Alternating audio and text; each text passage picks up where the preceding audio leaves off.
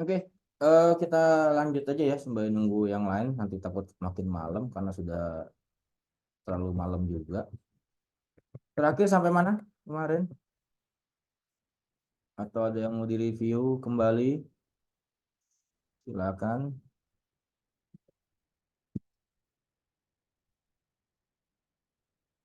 Ada yang mau ditanyakan yang sebelumnya?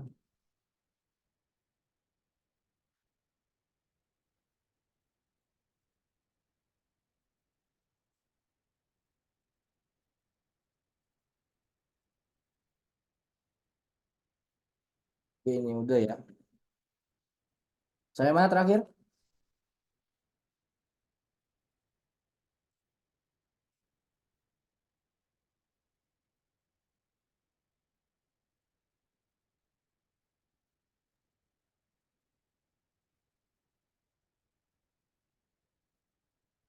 Ini masalah Dominio del Campo.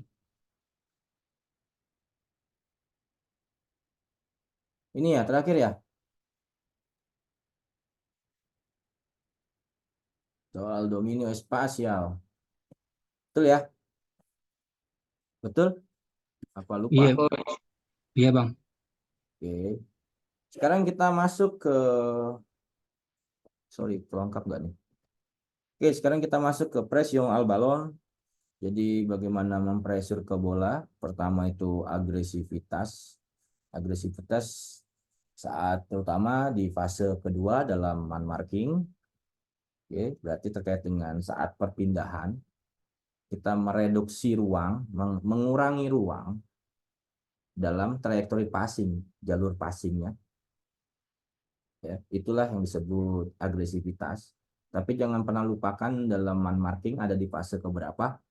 Oke. Lalu posisi dasar dalam pressure harus diperhatikan juga, tekanan pertahanannya seperti apa. Terus jika memang dibutuhkan antisipasi, lalu tackle, intercept, ada apa, body charge dan sebagainya.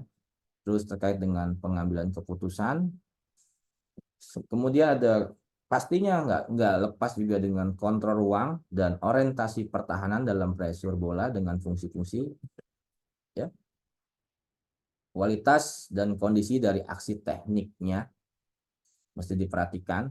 Misalkan kontrolnya jelek, speed of pass-nya terlalu rendah atau pelan, itu juga diperhatikan momen untuk pressure-nya. Kalau bolanya terlalu cepat, terus kontrol mereka bagus, juga hati-hati. Kalau misalkan si penerima bola ini menerima bolanya ke belakang, atau memang ruangnya kesulitan, atau terkait juga dengan penerimaan kaki kuat dan lemahnya, ya itu jadi pertimbangan terkait dengan kualitas dan kondisi dari aksi teknik. Yang selanjutnya masih sama, orientasi atau niat penyerangannya kita sudah bahas di dasar-dasar komponen persepsinya. Lalu kaki dominan pemegang bola juga dipertimbangkan ya dari awal ya, sudah kita ingatkan. Lalu juga bergantung pada situasi permainan. Oke, situasi permainan, apakah menunda, maksudnya mendelay, apakah kita mengapung atau kita menekan.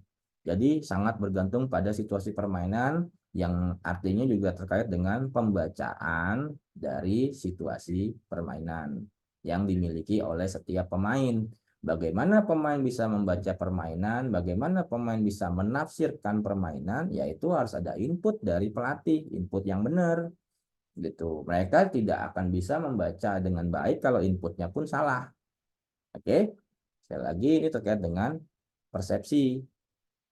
Lalu juga terkait dengan sistem pertahanan kita, sistem yang dibutuhkan atau sistem yang memang diterapkan seperti apa sih. Nah, itu kemarin terjadi ya, Opik di pertandingan ketiga kita melakukan perbedaan dalam hal defense, tapi tidak melupakan masalah pressure-nya, tidak melupakan juga pada kaitan di man marking-nya, itu kelihatan.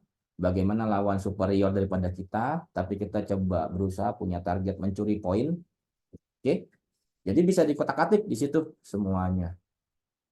Ya. Tapi kalau pemain kita nggak agresif, ya jangan dipaksa suruh agresif.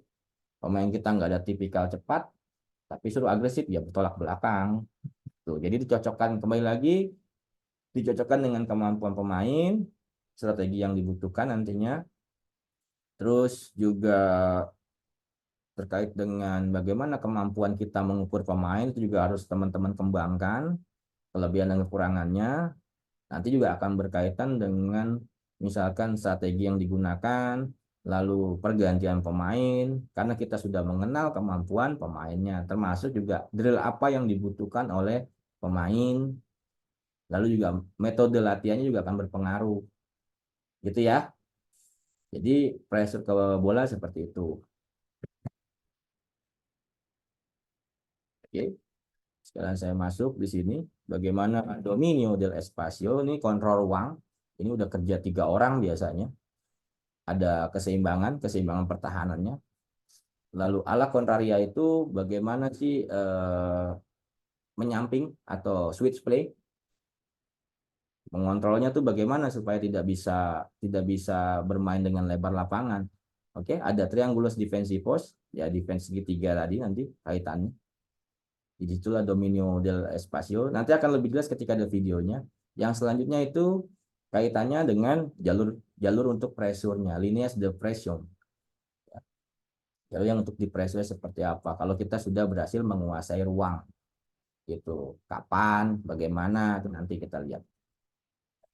Oke, tujuannya adalah menciptakan sistem yang terorganisir untuk mendapatkan bantuan dan covering, bantuan dalam hal ini ajuda, ya.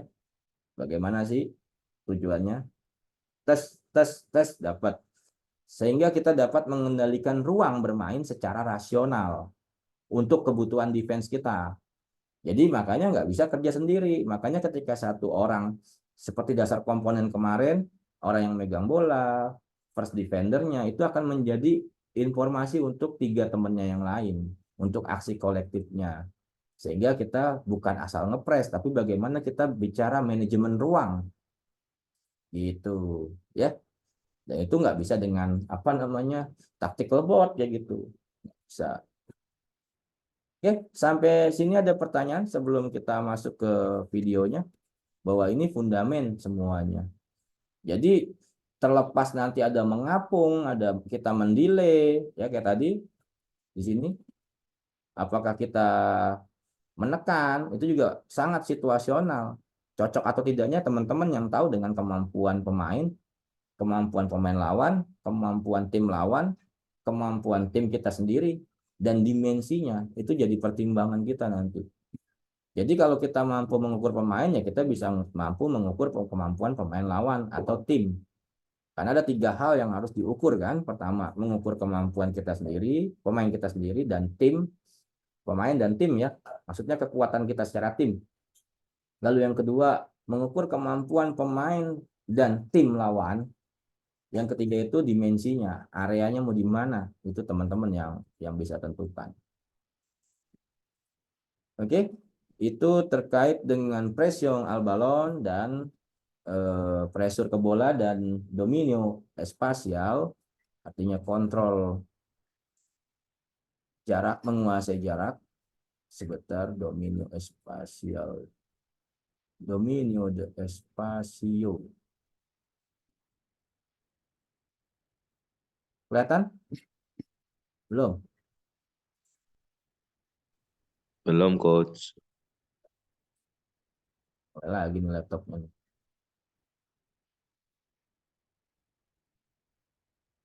Oke, sampai sini ada pertanyaan. Ini dominio espacio del espacio atau kontrol ruang, mengendalikan ruang atau menguasai ruang itu boleh.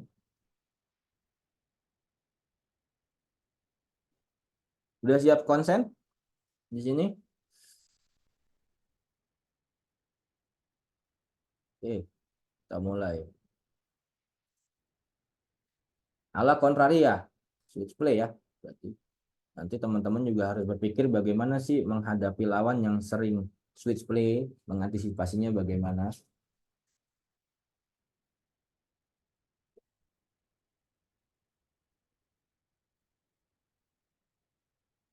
Ya. Sisi dia jadi mengambil sisi seberangnya ini.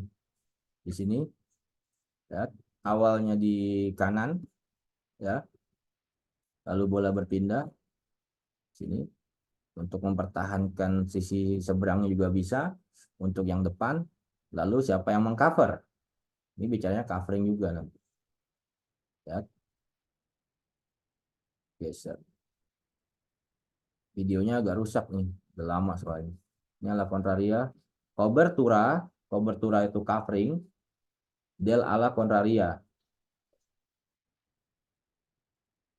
Akhirnya dia mengcover di sini.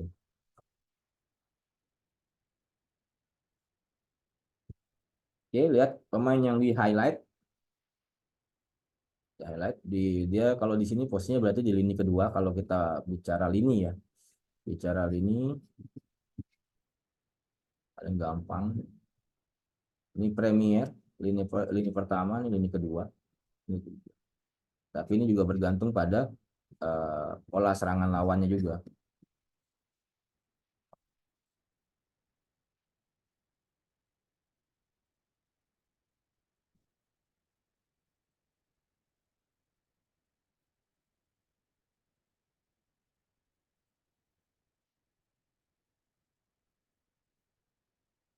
Ya, perhatikan di sini.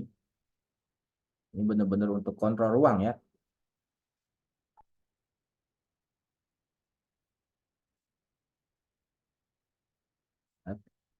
Dia mengontrol mengontrol ruang permainan. Sampai sini clear ya.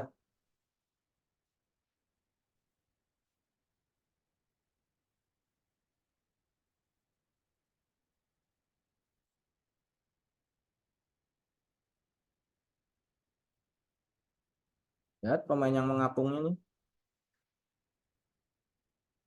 Ya. Dia mengontrol apa yang terjadi. Oke, ini dua. Apa yang terjadi di sini, di sini, ya di lini kedua ini. Ini tugas dia untuk mengontrol ruangnya.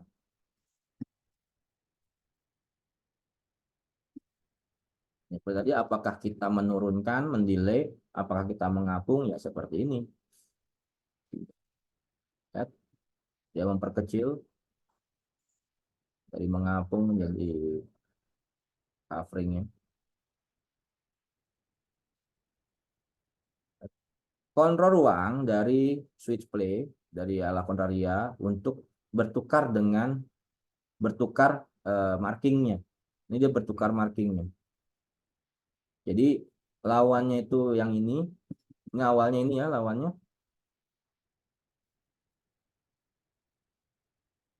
Karena potensi masuk ke, ke lini kedua adalah ini,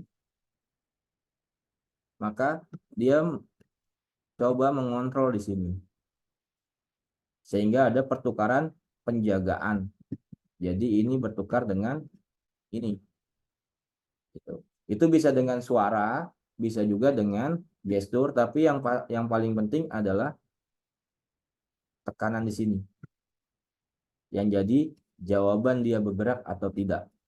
Gitu. Bergerak kemana atau tidak. Oke,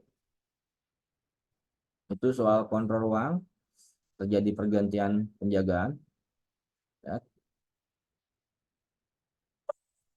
Artinya dia coba benar-benar mempertahankan supaya nggak gampang lawan itu melakukan progresi, lawan itu bisa mengembangkan permainan, bisa naik gitu bolanya. Dia coba mempertahankan itu.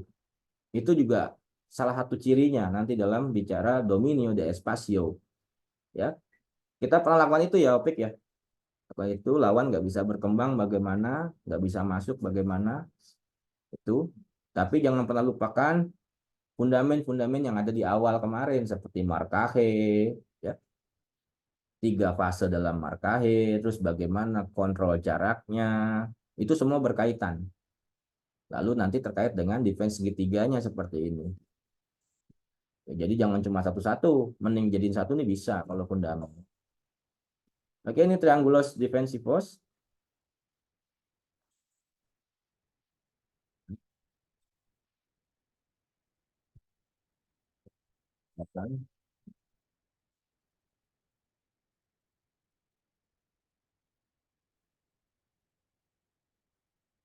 Oke, di sini kita bisa lihat pressure ke bolanya.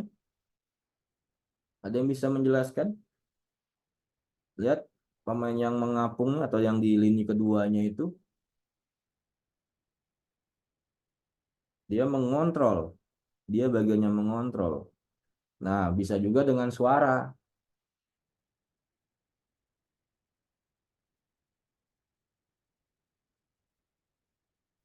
Ada pertanyaan soal ini?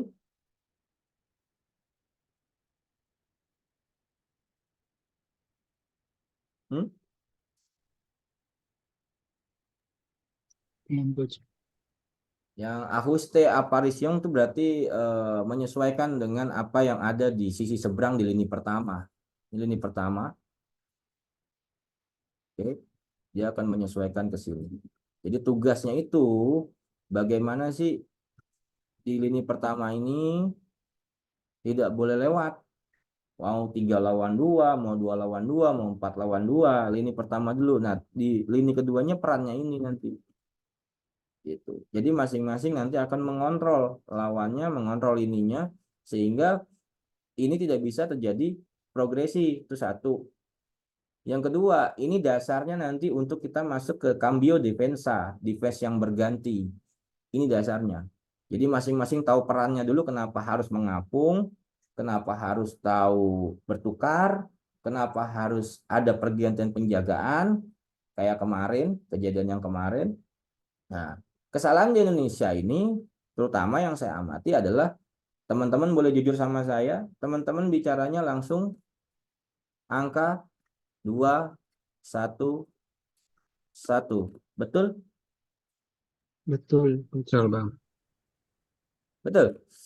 betul, Apakah bisa seperti betul. itu dengan angka? Kan tidak. Tapi perintilan-perintilan yang ada. Oke? Siapa yang mau nanya tadi?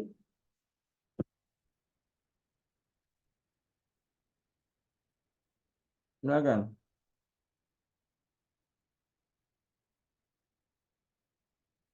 Enggak ada, saya terus.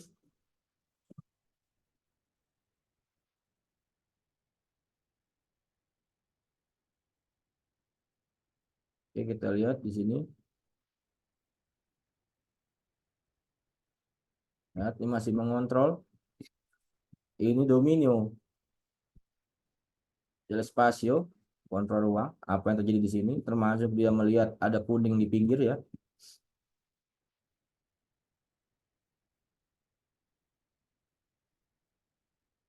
Lihat,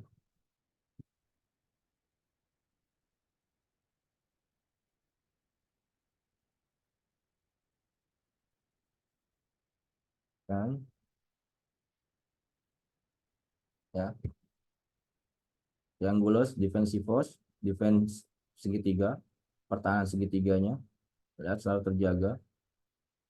Walaupun nanti teman-teman nggak usah kaget bakal ada evolusi.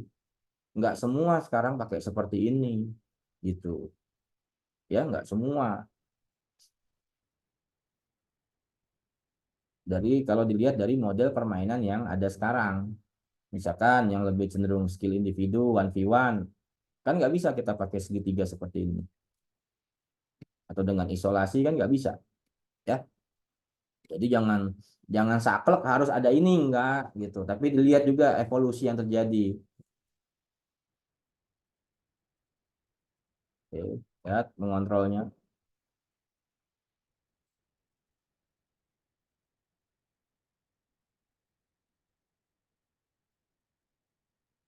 Lihat masuknya ini yang garis biru ke sini.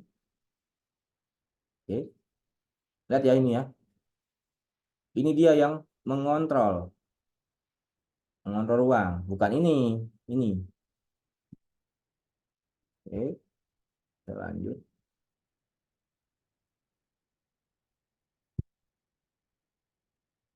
Akhirnya lawan tidak bisa melakukan progresi atau peningkatan serangan. Ini jalur passing, ini jalur pressure.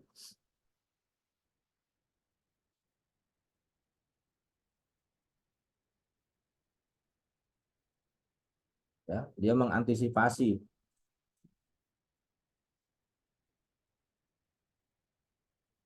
Ya, dua lini. pressure.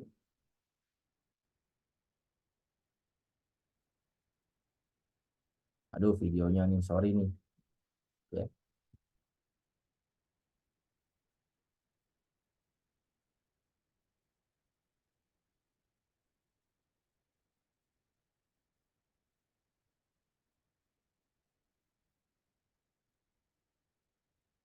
Ya, ini ya, yang kontrol ini ya sekarang. Nah, lihat ada pergerakan ini. Ini periferalnya juga main loh, periferalnya. Ini lihat. Jadi kalau kelemahan biasanya anak-anak sekarang atau anak yang belum paham atau yang terkait dengan angka yang 211 defense-nya langsung main begitu. Biasanya ketika lawannya ke sini, ini main ikut aja. Ya atau enggak? Ya atau enggak? Iya, Bang. Iya, Bang. Ya. Itu kalau yang mainnya pakai angka. Gini jadi, kalau ada lawan yang tadinya di sini, dia masuk ke sini walaupun semula awal lawannya ini, tapi ketika dia mendekat pada lini pertama, ini tidak terbawa. Ini nggak ke bawah. Gitu. Karena tugas dia itu adalah apa yang terjadi di sini, ini baru tugas dia. Paham ya? Jadi lawan yang ada di sini tugasnya ini. Kenapa? Nanti kalau ada ini masuk, ini repot. Kalau misalkan ini masuk ke sini bolanya, nah ini siap untuk mengcover area sini. Ini akan mendominasi ruangnya berganti. Kebayang nggak nih? Coretannya kebayang nggak? Atau saya ganti warna biar kebayang? Kebayang, Bayang, Coach. Bang. Bayang ya? Kebayang, Coach. Oh, udah Kebayang, Coach. kebayang ya. Gitu. Jadi ini soal manajemen ruang. Ya. Makanya kalau dikit-dikit pakai angka, nggak seperti itu main bola. Gitu. Jadi kalau dia masuk, ya udah ini tetap mengontrol apa yang akan terjadi pada lini kedua. Ini mengontrol lini pertama. Kalau nanti misalkan bolanya nyebrang, ada dia. Bolanya masuk sini, dia akan menutup atau sorry ini akan menutup ini, dia akan supaya cuma bisa ke sini, ini akan ke sini. Gitu. Nah, biasanya lawan yang di sini, yang defense di sini, ini menutupnya sebelah sini. Supaya apa? Supaya dia bisa cuma bisa ke sini. Sisi kuat. Jadi jangan diizinkan. Kebayang ya? Kebayang nggak nih? Kebayang, Coach. Kebayang, Coach. Kebayang, Coach. Oke. Jadi kalau cuma dengan angka, apakah seperti itu main bola kan tidak. Nah, karena lawannya naik, lihat dia turun tadi tuh. Lihat, turun. Tuh.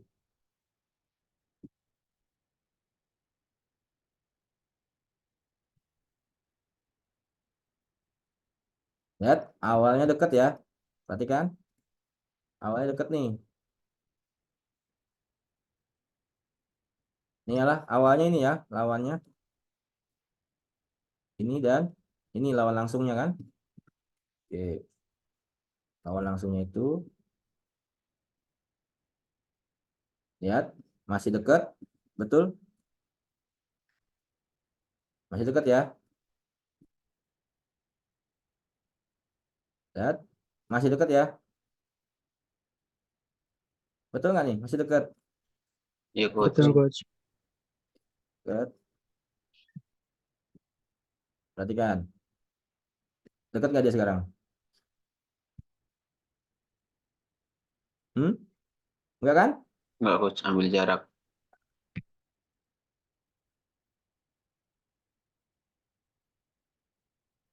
Gitu soal kontrol ruang terkait dengan apa namanya pergantian penjagaan terkait dengan bagaimana pressure ke jalur passingnya, mengantisipasi jalur passingnya, bahwa tidak semua harus diikutin, bahwa tidak semua dengan angka, gitu. Bagaimana mengantisipasi bola nyebrangnya, Jadi pada intinya lini tadi itu adalah lini kedua itu yang mengapung tadi itu dia tahu fungsinya harus ngapain. Pokoknya satu dulu nggak boleh lewat nih. Kalau dua lewat tugas saya begitu. Kalau dia masuk pada sebuah area, bagaimana itu benar-benar ruangan itu diperkecil, gitu, ya. Itu subdominio del espacio. Tuh, baru jadi defense-nya. Sampai sini ada pertanyaan? Kalau nggak ada, saya lanjut berarti. Izin Bang, Silakan. eh, mengontrol ruang itu dilatihnya sama dengan menyerang ya Bang, bertahan. Sekaligus maksudnya. Ya bisa dibarengin, Bang. Bisa dibarengin. Bisa dibarengi ya. Bisa. Yang paling penting itu adalah pertama itu sebelum sebelum dibarengin ya, sebelum dibarengin itu yang pertama adalah pengenalan konsep dulu, proses transfer informasinya dulu ke pemain. Gitu. Bagaimana kita nanti mau yang disebut dikatakan mengontrol ruang itu seperti apa. Nah, supaya bisa terkontrol itu bagaimana peran orang pertama, orang kedua di lini pertama itu harus dijelaskan dulu seperti apa gitu. Kalau man markingnya aja belum benar, bagaimana kita mau bicara kontrol ruang karena melibatkan orang ketiga kan di sini. Gitu. Ya, bisa dengan 3 lawan 3, Bang. Bisa juga kita untuk menentukan orang ketiganya dengan bola di tangan. Pernah ya, Pik ya? Dengan bola di tangan. Itu dominio espasio itu. Kalau teman-teman pernah lihat dari saya dengan tangan bola menandakan orang ketiganya ya berarti dia yang harus kontrol ruang. Itu kan menyerang bertahan juga di situ. Tapi kalau teman-teman mau memulai ya tadi balik dari awal dulu, dari yang dasar-dasar dulu dari awal, markingnya bagaimana, fase man markingnya bagaimana, posisi dasar bertahannya bagaimana, agresivitasnya seperti apa, gitu.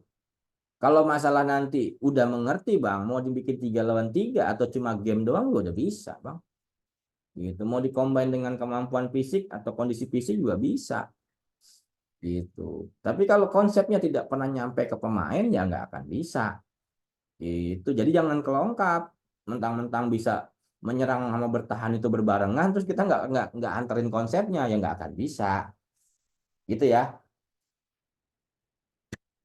Gitu ya Bang Aswar ya.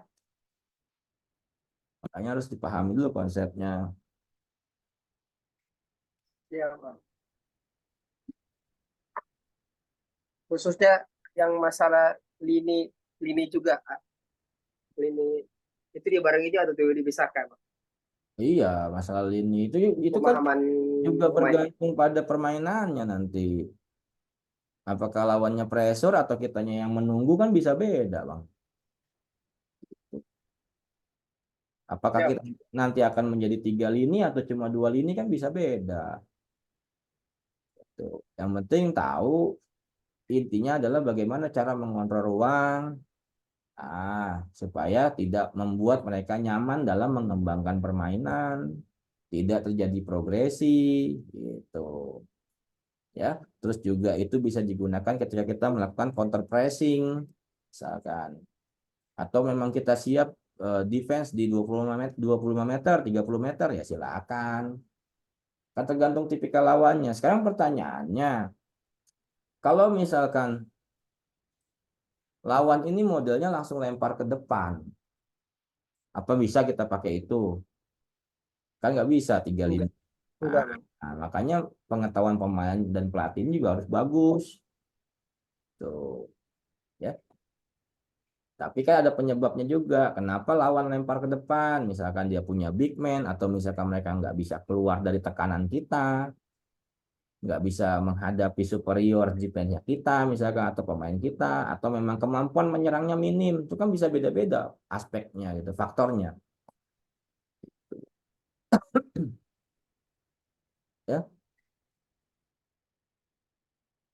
lanjut.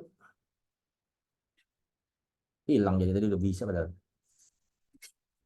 Kita lagi coba.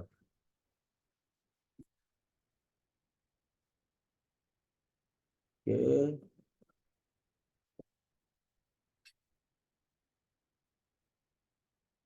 Ini awan ada ya? Tuh. Lalu kita masuk ke temporization. Bagaimana mengatur tempo waktu ya. Aksi defensif yang digunakan atau dilakukan untuk mengelabui penyerang dengan tujuan mengulur waktu guna untuk mensupport pertahanan. Maksudnya pertahanannya jadi lebih baik lagi, lebih seimbang lagi. Ya. Tuh, itu salah satu cara yang kita lakukan Sabtu kemarin, bagaimana kita bermain dengan tempo. Kita nggak mau meladeni, tapi kita selalu bagaimana selalu tersupport dalam bertahan. Selalu terdukung ya, terorganisir. Gitu. Terutama dalam situasi inferioritas, kalah jumlah, sebagai usaha untuk mensupport penarikan atau replige defensif. Ya, jadi perlu tempo, ini di bahasan transisi kemarin sudah, di bahasan soal analisis struktural sudah, bagaimana replige, ya itu ada temponya. Kita bagaimana mendelay mereka. Jadi kita selalu dalam posisi yang solid ketika bertahan, selalu terorganisir. Menggunakan berbagai teknik dasar, baik itu dengan positioningnya, perpindahan atau fintanya, ya, cara mengulurnya seperti itu. Oke, yang selanjutnya kita masuk ke flotation, mengapung. Ini dulu deh, ada pertanyaan nggak soal tempo? Ada nggak? Kalau nggak ada, saya lanjut. Oke. Mengapung, sebuah cara dalam defense di mana kita meningkatkan jarak ke penyerang atau yang menyerang, marking dengan tujuan untuk siap mengintervensi situasi lain yang mungkin bisa terjadi dalam permainan. Menunggu momen yang diprioritaskan dari aksi defensif kita. Nunggu momennya ya. Saya harus kemana nih? Ke kirinya atau kanannya, atau saya intercept, atau seperti apa, atau mengapung begitu tuh. Saya maju atau saya mundur, saya bertukar lawan atau bagaimana, nanti akan terkait yang tadi. Ini dapat terjadi pada situasi inferioritas antara penyerang dengan bola atau dalam situasi posisi grup yang tidak seimbang. Inferioritas antara penyerang tanpa bola. Sorry, ini kepotong kayaknya teksnya. Ya, dalam rotation kita harus memperhatikan situasi lawan dan rekan satu tim. Jelas sudah pasti situasi lawannya sama, dasar komponen persepsinya, bolanya, jumlah orangnya, orientasi penyerangannya itu pasti harus diawasi ya, orientasi penguasaan bola atau possessor, ke arah mana dia akan menyerang. Terus orientasi bertahannya tergantung pada tekanan, pastinya tekanan dari first defender dan tekanan pada bola tuh di situ, serta jalur passing yang terbuka ya. Jadi flotation jelas di sini tergantung banget dengan yang namanya dasar-dasar komponen persepsi dan pengambilan keputusan yang kemarin ya. Jadi dengan dasar yang sama bisa banyak hal kita dapatkan dalam melatih fundamen bertahan. Makanya saya pernah buat dalam satu sesi ini banyak fundamen-fundamen yang terkait bisa dimasukkan berbarengan gitu. Walaupun itu sebenarnya tidak ideal gitu, tapi bisa kita barengin. Oke, ini soal mengapung. Saya coba cari lagi videonya mengapung.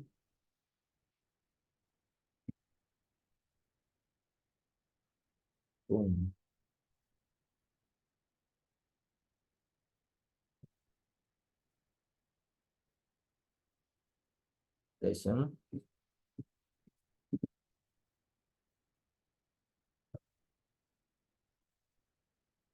Ini mengapung ya.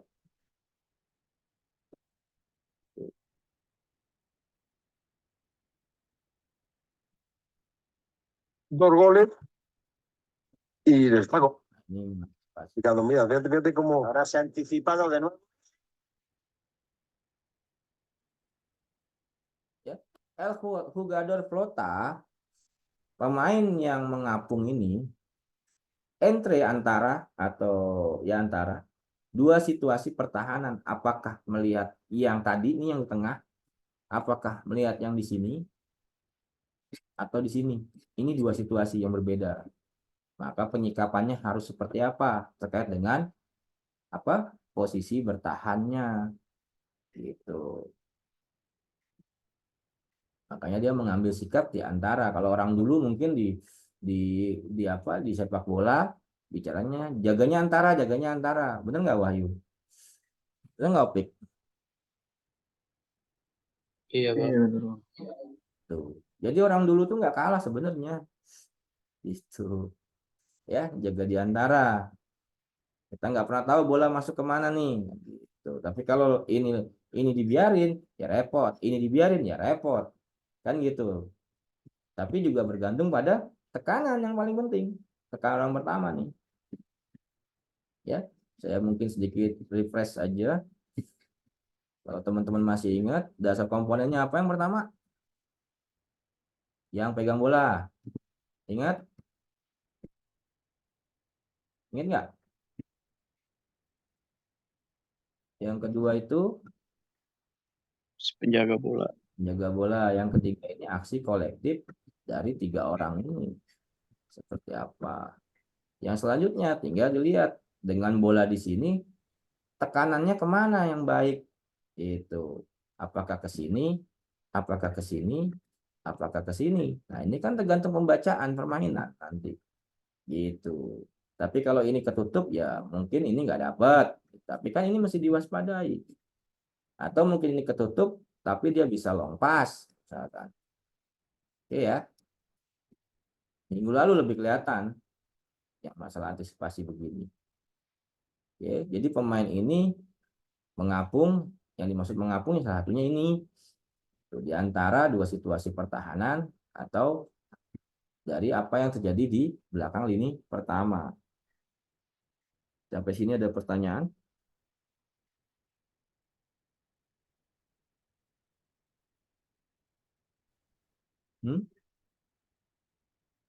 Oke, ada pertanyaan enggak? Yang tadi ini ala espera de priorizar entre una de las dos. Jadi A itu kan untuk ya, untuk menunggu prioritas yang diutamakan yang mana nih? Kita belum tahu momennya nih. Apakah yang pertama atau yang kedua? Ya, satu dari dua kan, maksudnya una de las dos gitu. Satu dari dua, antara satu dua. Paham nggak kalimat ini tadi? Dia belum tahu nentuin. Tadi kan dua situasi kan? Dua situasi itu kan ini kan? Satu dan dua ini kan tadi. Ya. Ala espera. Ini menunggu. Untuk menunggu, memastikan. Prioritasnya yang mana? Apakah yang ini? Atau yang ini? Atau mungkin yang lain sebenarnya. Ya, ini tapi kan ini udah di cover sama ini nanti. Gitu ya. Ngerti ya? Ya, coach. Oke. Nah, di sini. Lectura de la orientación ofensiva. Membaca, pembacaan, boleh. Dari orientasi penyerangan. Dari poseidor del balon. Poseidor tadi orang yang memegang bola. Ya, dasar komponen persepsi yang kemarin tuh. Jadi megang bola, dilihat nih kemana dia. Makanya dia menunggu prioritasnya yang mana nih. Ya, dan itu momennya sangat tipis. Itu yang kita ajarin Bang Aswar ke pemain. Jadinya, kamu memilih tapi kamu harus tahu. Tunggu dulu di mana nih. Mana yang harus saya sikapi. Itu. Faktor apa aja yang harus saya perhatikan. Itu ya. Ini ya, lihat arahnya. Panah-panahnya. Lectura. Lectura de la orientación defensiva y la presión al balón. Membaca juga, lectura membaca itu. Lectura ya seperti membaca lah ya. De la orientación defensiva, orientasi pertahanan. Sekarang orientasi pertahanan kita nih. Dan pressure ke bolanya seperti apa? Itu yang dilihat. Gitu Bang Azwar memberikan masukan ke pemain yang inputnya. Jadi sangat bergantung pada hal itu. baru kita bisa menentukan keputusan. Apalagi kita digantungkan dengan dua pilihan kan, pilih dia atau dia gitu. Pilih satu atau dua gitu lagunya kan. Itu. Jadi jangan jangan jangan semua di bola di mana lawan di mana dikejar atau langsung masuk dengan angka. Jangan seperti itu. Itu bisa kita mulai dari 1 lawan 1, 2 lawan 2, 3 lawan 3 itu paling kelihatan nanti 3 lawan 3. Oke, perhatikan warna hijau, lectura, de las opciones de pase.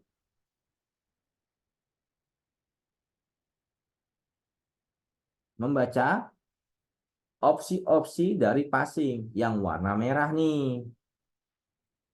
Ya, membaca opsi-opsi yang ada di warna merah ini. Itu balik lagi teman-teman silakan lihat di dasar komponen persepsi dan pengambilan keputusan. Itu ada jelas sekali. Ya. Yang ini ketutup nih. Yang ini ketutup nih. Ini kan ketutup kan kepotong sama lawan kan? Sama yang defense 1 sama 2 ini, ya.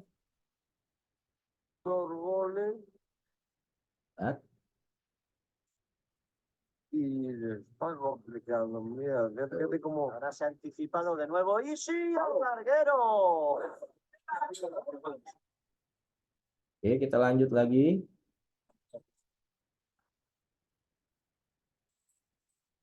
Ini defense-nya nggak bertukar. Bertukar, sorry.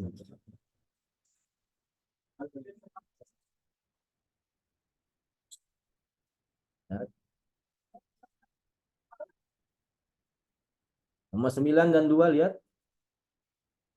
Tapi kita nggak bahas ini sebenarnya 9 sama 2 nggak lihat. Nggak bahas hari ini kalau yang 9 sama 2 nih. Ya. Bagaimana 9 bisa tahu ada lawannya di kanan? Kita tapi nggak bahas ini ya. Ini contoh aja biar mumpung ketemu videonya. Ini kan cambio defensivan. Gimana? Mumpung ada videonya, siapa yang bisa bantu saya? Bantu saya. Kenapa nomor Izin, 9 ini bisa bertukar lawannya? Silakan. izin. Ya, Nomor 9 bisa melihat ada lawan karena melihat orientasi serangan coach yang oke. setelah Apa? bola ke sisi kanan, dia orientasi badannya ke sisi kanan pertahanan yang merah. Terus mungkin sempat melirik ke yang ke kiri, jumlah lawan ada 3, jadi mungkin di sisi kanan ada 1 lawan yang bergerak gitu coach. Gitu. Bukan karena ada suara dari nomor 2.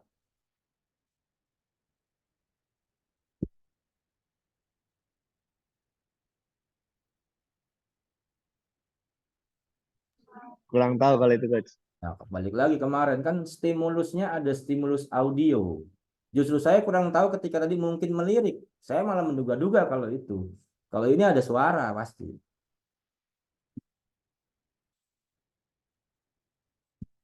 Ya. Angkor.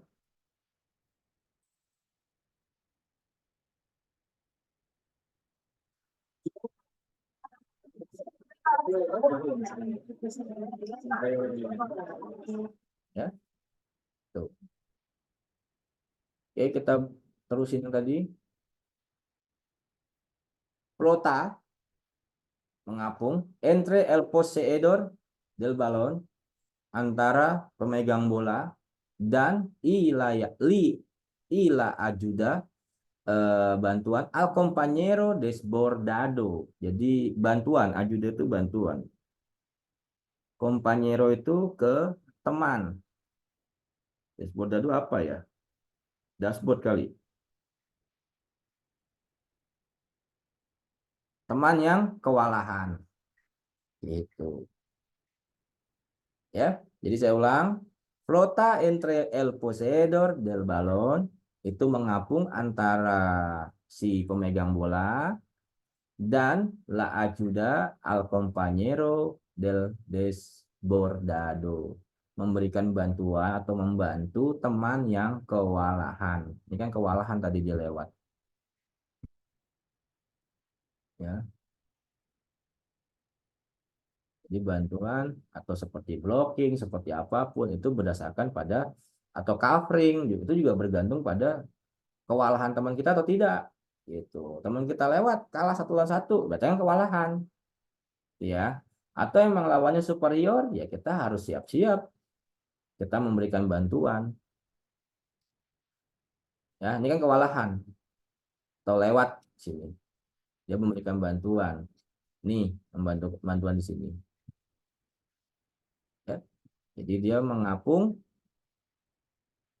Yang pertama ini entre el poseedor balon itu ini, oke, panah yang ini, lalu ayuda al compañero desbordado ini, jelas ya, dia nggak maju tapi dia di sini, 1 lawan 2, itu juga bisa dilatih dengan situasi-situasi inferior. Jadi kan udah dijelasin di awal kalah jumlah.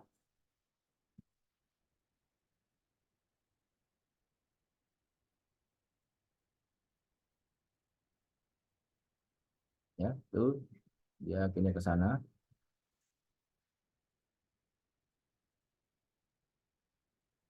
Bersama, ya, pembacaannya.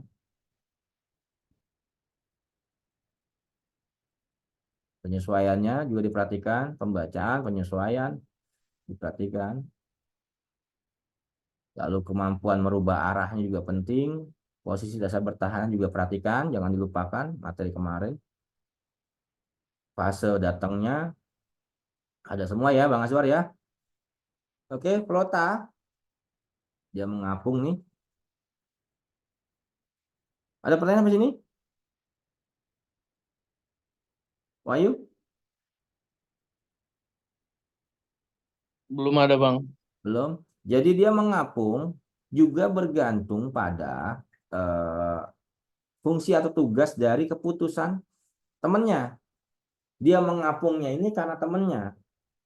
Temannya ngambil apa dulu baru saya bisa tahu nih.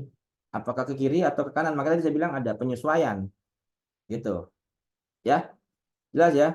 Warna hitam ini mengapung aqua apa ya aqua?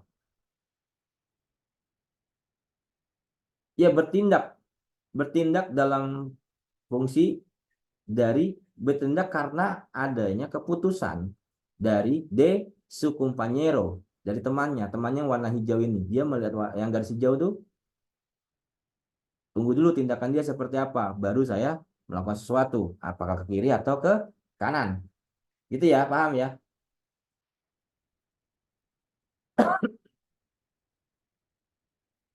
Ya, oh rupanya dia ke sana. Ya aman lah saya berarti di sini kan. Tapi kalau dia nggak ke sini, berarti kan kita yang ke sana. Begitu.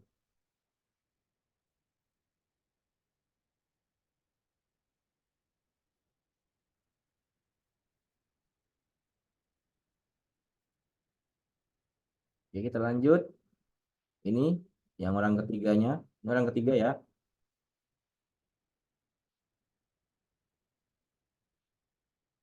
Ya.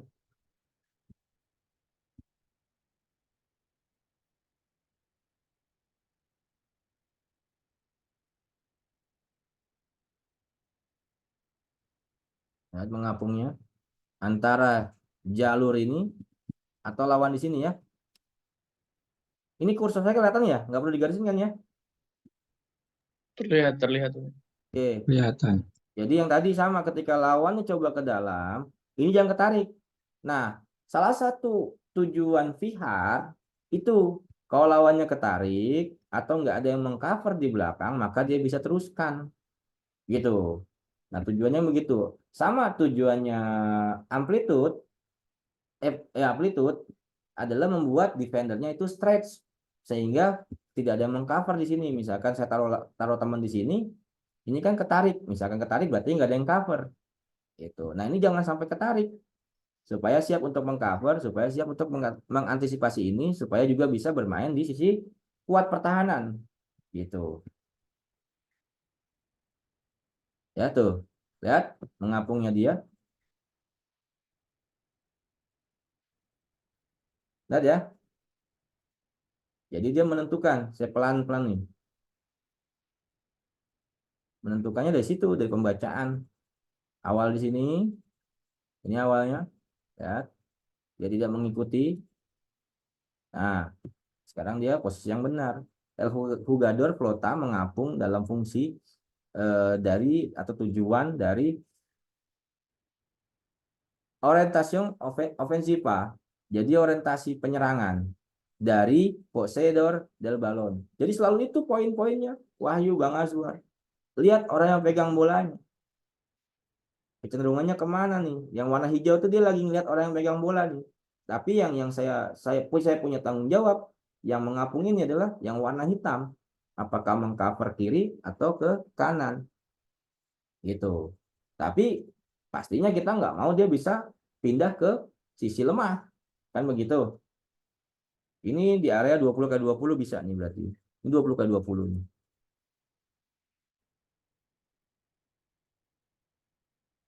Jadi kalau yang lapangannya gawangan ditanam ya coba bawa gergaji aja pas latihan. Tuh. Ya. Nah, sekarang mengapung di dalam defense dari dualidad. Ya, kerja 2 orang. Ngapung. Nah, sama mengapungnya tuh. Dia tidak mendekat, tapi antara orang yang pegang bola dan lawan yang lewat. Gitu. Ya. Kalau anak baru biasanya kalau lawan mulu. Lawan kemana diikutin mulu. Ya. Dualidad antara flank dengan pivot misalkan. Oke. Lihat dia di sini berdirinya mengantisipasi.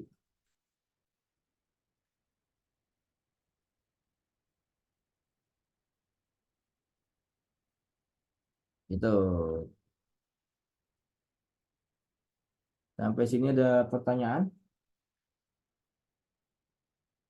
soal mengapung, mengambang juga boleh.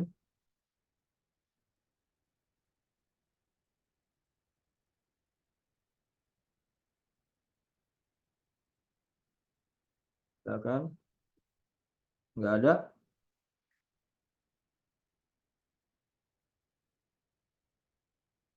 Ya, Aldi, nggak apa-apa. Saya juga baru gabung kok.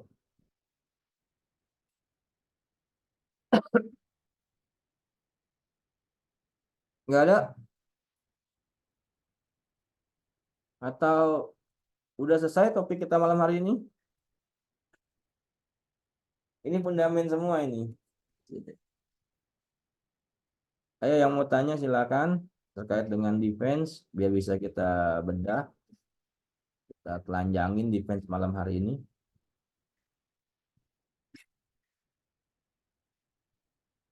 Masih panjang loh defense ini soalnya. Oke, mengapung sudah, flotation sudah, temporisasi yang sudah. Oke, kita masuk aja lanjut deh biar nanti tinggal bahas di videonya. Kita masuk ke sini. Sekali lagi teman-teman saya bilang bahwa perkembangan teori itu bisa lebih cepat sekarang. Jadi kalau misalkan teman-teman belajar hal ini 3-4 tahun ke depan mungkin bisa ada yang nggak kepake gitu. Ya seperti misalkan adanya konsep isolasi itu juga bisa jadi pembeda. Jadi mesti teman-teman juga harus tetap mengikuti perkembangan futsal dunia terutama ya. Oke, yang selanjutnya fundamentos de cooperación atau fundament kerja timnya seperti apa? Core atau inti dari bertahan itu ada 3 di sini. Yang pertama itu ajudas, memberikan bantuan. Aksi menghentikan penyerang yang telah membuat rekan setimnya kewalahan. Lewatlah gampangnya gitu, kewalahan hingga dia menyesuaikan marking. Nah, kayak tadi menyesuaikan posisi penjagaannya atau meninggalkan lawan yang dijaganya karena harus membantu temannya. Gitu ya. Kembali untuk mengambil bantuan ke pemain yang semestinya di marking. Jadi lewat di situ ya. Anggap kewalahan kita memberikan bantuan. Lalu yang selanjutnya Cobertura berada dalam posisi atau disposisi untuk membantu rekan satu tim yang mungkin kewalahan oleh lawan, membantunya di belakang. Ya, belakang, mengcover. Teman-teman tahu lah kalau mengcover lah. Permuta menempati posisi rekan setim yang telah melakukan covering setelah dilewati. Jadi ada teman-teman kita nih kelewat, lalu saya mengcover. Nah, saya mengisi posisi orang yang mengcover teman saya yang kewalahan gitu. Saya mengcover posisi teman saya yang kewalahan. Saya menggantikan posisi teman saya mengcover dari teman saya yang kewalahan. Kan panjang tuh ya. Gitulah kurang lebih bahasanya. Ya, setelah dilewati. Perputaran dalam bertahan 2 pemain ya covering dan permuta gitu. Perputaran dalam bertahan 3 pemain defense segitiga yang tadi, cobertura ala contraria dan permuta. Ya, jadi covering untuk bagaimana switch play. Lalu situasi khusus 3 lawan 4 juga ada. Terus perputaran dalam bertahan 4 pemain, contoh covering angkor ke flank ya, angkor ke flank dan permuta. Sering dilakukan pada zona defense. Kalau 4 pemain ini masalah bergeser-bergesernya. Kalau di man to man agak berbeda gitu. Lalu situasi khusus ketika kita di defense power play. Itu biasanya penggunaannya ada ajuda, cobertura, permuta. Ya. Jadi di man to man belum tentu ada. Gitu.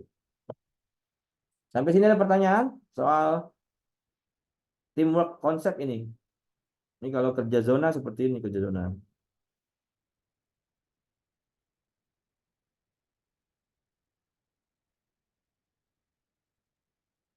Nggak ada? Oke. Saya lanjut. Los Cambios. Los Cambios atau pergantian atau pertukaran. Defense pergantian. Acuannya pressure ke bola. Tetap sama. Acuannya adalah tekanan pada bola.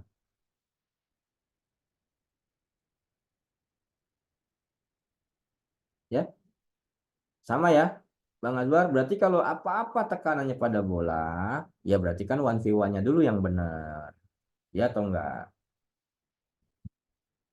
Tanpa menekan bola, mundur sampai mendapatkan bidang visual yang memadai untuk memutuskan pergantian. Harus ada keyakinan terhadap organisasi pertahanan. Tuh.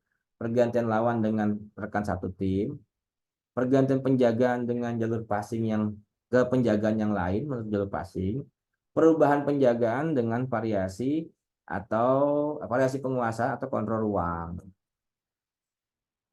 Dasar kriterianya komunikasi visual, komunikasi verbal. Siapa yang mutusin? Kalau komunikasi visual berdasarkan analisis permainan. Kalau komunikasi verbal berdasarkan informasi atau suara dari teman. Siapa yang memutuskan? Gitu. Di sini ada jam juga nih, salto, jam. Seorang defender dengan lawan tanpa bola melompat ke lawan yang menguasai bola dengan niat mencuri atau menekan bola. Sedangkan defender yang semula menjaga pemegang bola menggantikan penjagaan atas lawan dari defender yang melakukan salto, jam. Gitu. Sini ada pertanyaan Los Cambios, ini yang sering ditanyain sama orang-orang sih biasanya. Salah satunya ya, pertukaran nuker gimana bang? Defense nuker gimana? Tapi nggak tahu awalnya dari mana ya. Awalnya dari tekanan bola dulu.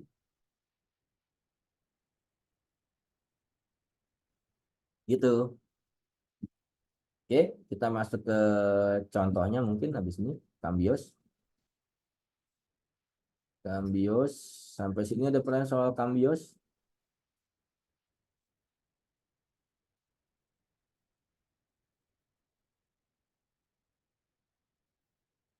Cambios. Cambio.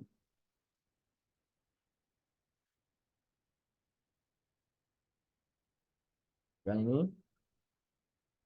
Ya, ini penyesuaian masih. Ini penyesuaian dalam marking nih. Ya. Bola berjalan. Lihat fase keberapa ini, Dino? Dalam marking. 2. 2, oke, good. Posisi badan melakukan penyesuaian, pengamatan antara lawan dia, badan disiapin, lawan, bola. Lihat penyesuaiannya. Ini ada melakukan penyesuaian. Perhatikan posisi tubuhnya sudah berubah nanti. Ya, kita lihat yang ini. Ada pertukaran. Aduh, videonya jelek nih. Lihat, dia berganti lawan. Berganti lawan.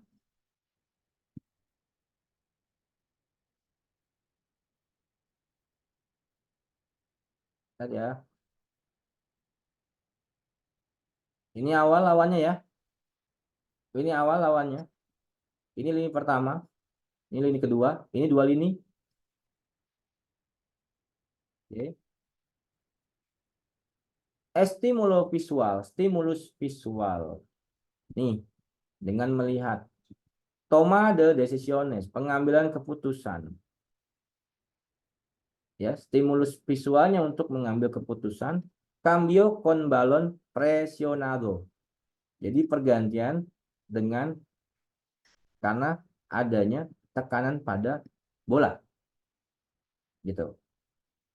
Kalau kita lihat seperti ini.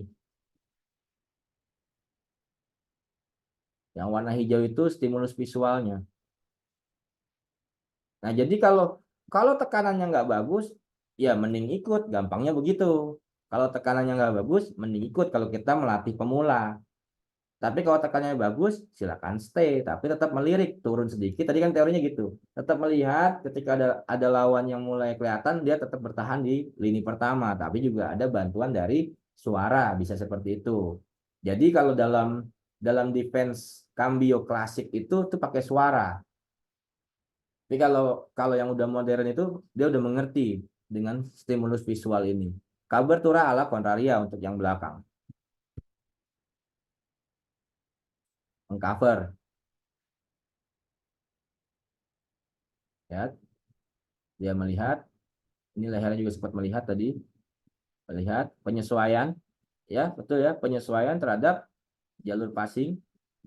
Betul. Ini pressure-nya kemana? Ke jalur passing atau ke orang? Jalur. Jalur. Ya bergantung ini. Ya, gitu. Elevado. Oke, ini juga cambio. Sin embargo, el pozo recortaba diferencia.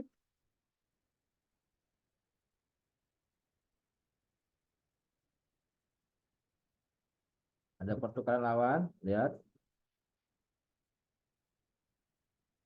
Jadi dia pede, di lini pertama dia pede, tanpa harus ada suara dia pede. Pedenya karena apa? Kepercayaan dirinya karena apa? Dia ada keyakinan kan? Karena apa percaya dirinya?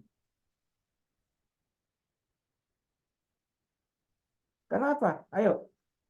Wahyu, karena apa nih dia terhadap bola, coach. pressure terhadap bola? Apalagi kalau kita memberikan keyakinan mereka di latihan terhadap dasar-dasar komponen persepsi dan keputusan dalam bertahan. Kan 3 komponen kan? Yang megang bola, poseedor del balon, lalu yang mempresur, yang pegang bola, yang defense first defendernya, baru itu. Nah, kita tadi saya bahas di awal kan, kesalahan kita itu adalah defense begini, kita mainnya dengan angka. Apakah logis? Gitu. Betul nggak, Wahyu? Iya bang, udah logis. Iya, jadi nggak ketemu. Jadi kesannya mempertahankan bentuk. Padahal bukan bentuk, tapi stimulusnya dari tekanan.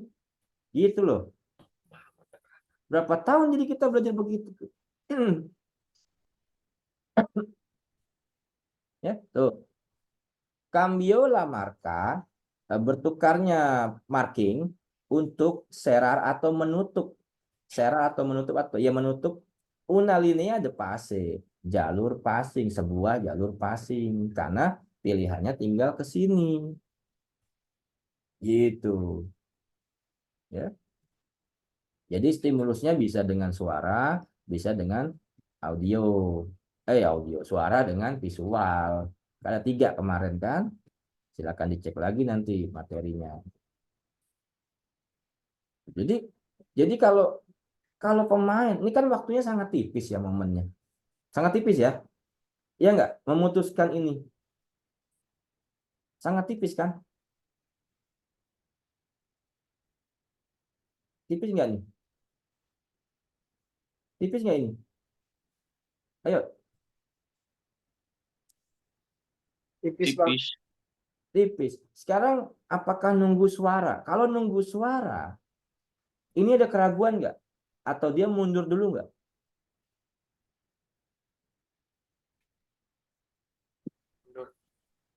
Hah? Ada keraguan. Ada keraguan, keyakinan atau kepercayaan diri dalam bertahannya hilang dong. Iya. Bang. Menunggu Yang suara kedua, aja. yang kedua, kalau instruksinya nunggu dari pelatih, kira-kira dia akan bergeser berapa senti?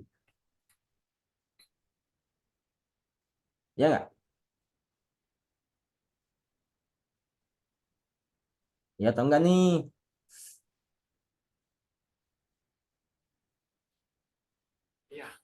Ya, yang apa-apa diteriakin, defend, Tino, maju Tino, pressure, gini-gini. Padahal ini dulu yang lebih penting.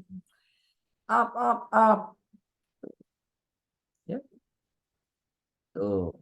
Ini udah otomatis mengapung dia. Kenapa dia bergeser? Tapi tetap berantara. Ini kan di dua sisi yang berbeda kan? Dua situasi yang berbeda. Apakah jaga ini atau jaga ini? Cambio la marca para cerrar una línea de pase. El hombre de segunda línea flota. Ya, el hombre itu laki-laki atau orang. Orang dari lini kedua, segunda linea, flota, mengapung. Tuh, yang sama kan situasi satu atau dua. Pilih aku atau dia yang engkau suka. Tereng neng neng neng neng gitu ya. Oke, ini yang mengapung berdasarkan tekanan. Nah, dari situ aja bisa menghadirkan gol. Itu. Kenapa harus rumit-rumit? Oke, kita ganti lagi videonya. Ini orang pertamanya. Lihat, dia masih ikut berdasarkan apa? Sama kayak kemarin, materi yang minggu lalu. Berdasarkan tekanan, berdasarkan orientasi serangan. Betul? Betul? Betul. Iya. Dia yakin, tidak terpengaruh. Belakang berarti juga siap mengcover. Lihat, dia selalu mengikuti. Saudara, kita perhatikan. Oke, dia bergeser lagi. Ini yang masuk. Tuh. Ya, lihat perubahannya. Dan nggak terpengaruh. Perception. Stimulus visual paling penting. Makanya olahraga kita ini, teman-teman, kalau latihan itu harus sering melatih kemampuan koordinasi mata dan kaki, mata dan tangan. Itu. Jadi jangan supaya nggak nunduk mulu pemainnya. Ya, saat mata melihat sana, tapi bagaimana tetap bergerak tanpa mengurangi kecepatan, itu kan susah. Itu. Makanya koordinasi itu penting sebelum usia puber. Gitu. Stimulus visualnya, pressure ke bola, presión al balón, y orientación ofensiva. Dengan dasar yang sama yang kita bahas minggu lalu, dasar komponen persepsi dan keputusan dalam bertahan. Bermodalkan itu, tapi teman-teman dalam itu signifikan. Itu signifikan asalkan dalam. Itu. Ya, itu doang poinnya sebenarnya. Pressure-nya gimana? Berarti kan kita harus tahu dulu pressure-nya nih. Pressure ke bola tuh kayak gimana? Sebelum terjadi pressure, bagaimana man marking-nya ini? Ya kan? Man marking ini dulu dong. Ya enggak tahapannya. Kita bedah nih dikit-dikit nih ya. Ya. Ini situasi awalnya ya. Oke. Ini orangnya kan. Lihat ini. Bagaimana penyesuaian jarak dengan lawannya? Markahnya. Ada? Betul? Ada bang. Penyesuaian di sini. Kita bedah nih. Lihat bola berjalan. Fase kedua. Betul? Sampai sini masih fase kedua. Betul? Ini fase ketiga. Betul? Betul. Oke. Kita samakan dulu pandangannya nih. Fase ketiga. Posisi dasar bertahan. Lawan dribbling tetap pressure, betul? Betul? Pressure. Ya, pressure. Berarti di fase ketiga kan? Nah, pressure sudah dapat, man marking sudah dapat, bagaimana kontrol ruang, kontrol jarak sudah dapat, betul? Fundament-fundament yang kemarin. Ini penyesuaian. Stimulusnya dari orang yang pegang bola, poseidon, orientasi serangan, teman yang menjaga bola, aksi kolektifnya akan seperti apa? Sesuai? Sesuai? Baik. Ada keraguan? Tapi kalau, ya maaf, kalau strong areanya salah ya nggak tahu. Ini langsung ketawa. Ya, lihat di sini. Stimulusnya jelas, berarti teman-teman harus ngedrill tuh bagaimana ngerangsang dengan matanya harus gimana. Nah, makanya saya kadang menggunakan dengan apa? Dengan bola di tangan, bisa dengan rompi yang berbeda, dengan 3 rompi ya, sorry bukan rompi berbeda, 3 rompi berbeda. Lalu dengan area yang kecil tuh bisa macam-macam. Pokoknya dalam drillnya merangsang kognitifnya itu. Ya, jadi kayak gini nggak capek. Kalau dia mundur kebuka lagi dong. Nah, jadi tergantung tekanan. Pemain yang bisa putuskan.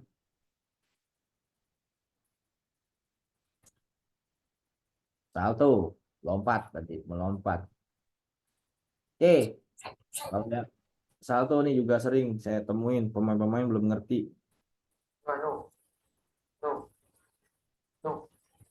Ini loh materi tadi tak latih dibahas. Iya, sing tak latih mau iki. Mic-nya matiin dong. Ya, errores frecuentes and los saltos. Jadi error-error atau kesalahan yang sering terjadi dalam salto, dalam melompat. Kesalahannya kita lihat di sini dia mau melompat ke lawannya. Nah, nih kesalahannya. Apa kesalahannya kira-kira?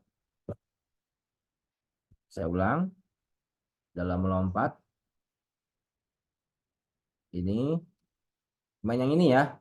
Apa kesalahannya dalam melompat? Perhatikan. Apa kesalahannya? Ada yang bisa jawab? Jarak, Bang. Udah pernah. Saya jawab dia materi 2022. Ya jarak. Kebuka. Kalau salto kebuka tuh repot. Dia hati-hati dalam salto. Jam ya. Saya jam aja gampangnya. Salto orang guling-guling lagi. Oke. Saltar desde mucha distancia. Saltonya dengan jarak yang terlalu jauh. Tuh ya, terlalu jauh. Mucha distancia. Jarak yang cukup jauh. Distancia. Jadi gagal satunya. Ini kita lihat yang di highlight.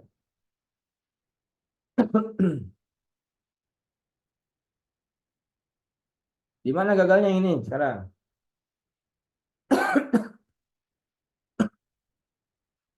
Bisa jawab? Di mana gagal atau errornya ini?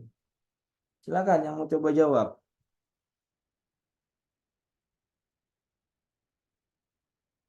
Ini lihat dia coba berganti lawan dengan salto. Di mana salahnya ini? Kok salah ini?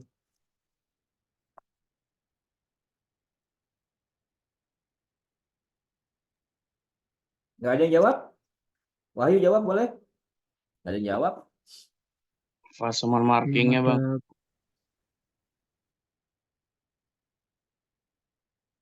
Apa jawab tadi? Nggak ada yang jawab? Di orang kedua fase man marking.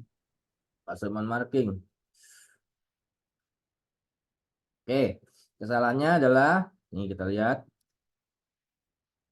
Ini yang salah. Saltar con poca intensidad. Saltonya dengan intensitas yang pelan, yang sedikit. Nggak boleh kalau salto. Ya, saat bola berjalan ya agresivitas yang bermain. Kalau enggak dia punya ruang dong buat balik badan, buat putar badan, atau dia masih punya pilihan. Jadi kalau bola ini berpindah, nah salto atau jamnya nggak boleh pelan, harus dengan intensitas yang tinggi. Itu ya, sama seperti di fase kedua marking. Nah, ini kesalahannya, tuh pelan.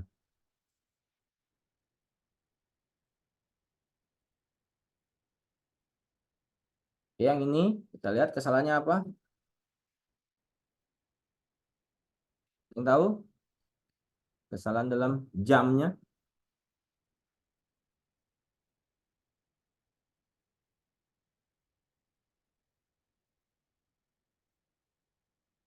Silakan.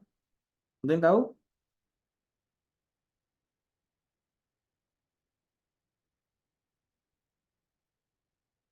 Pada tidur atau emang nggak tahu nih? Saya bingung nih.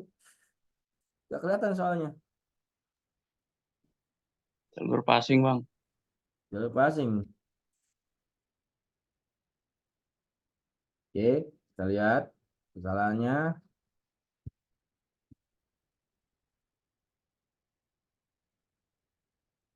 Jalur passingnya kebuka. Warna biru tuh jalur passingnya tuh.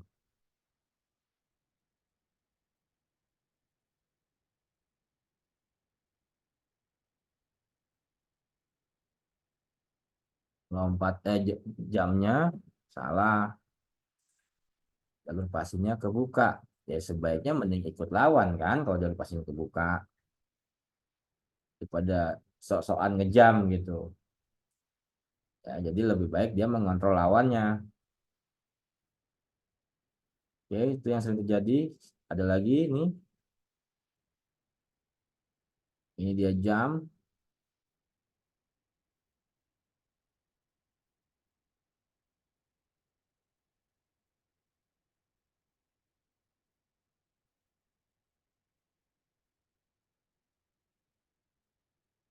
Ya.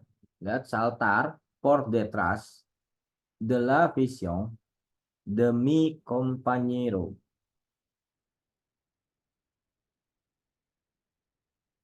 Saltonya atau jamnya dari belakang temennya. Jadi di belakang pandangan temennya, mi compañero. Ya, ya nggak kelihatan. Salto main salto aja, temennya nggak ngelihat. Sementara hijaunya ini apa? Periferal. Betul?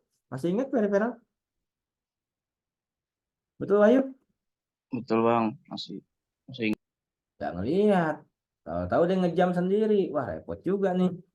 Tuh, akhirnya nabrak. Ini yang sering terjadi nih, ngejam tapi, nah tuh, miss jadinya.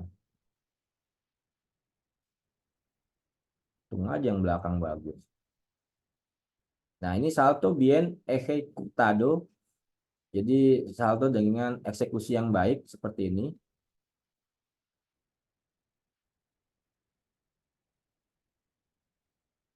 Nah, intensitas tinggi ya.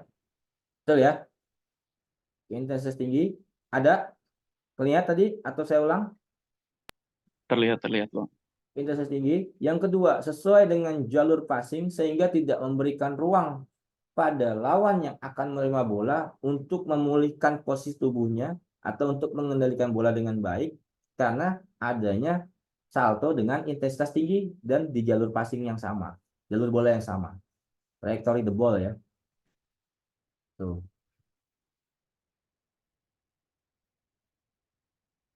Lihat, diulang nih.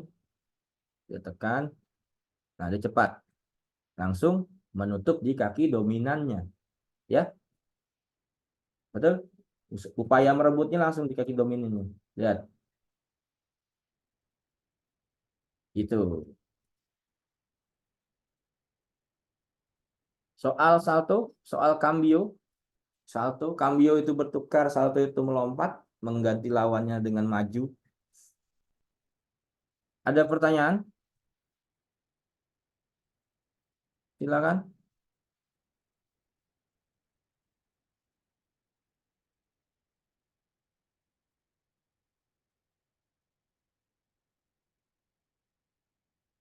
Silakan. Kalau ada yang mau tanya, sebelum kita berangkat lebih jauh lagi. Ini sekarang masuk balik sedikit ke perkara-perkara fundamen pastinya.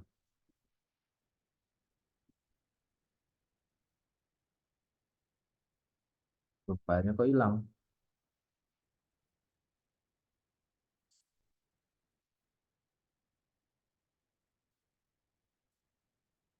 Hmm.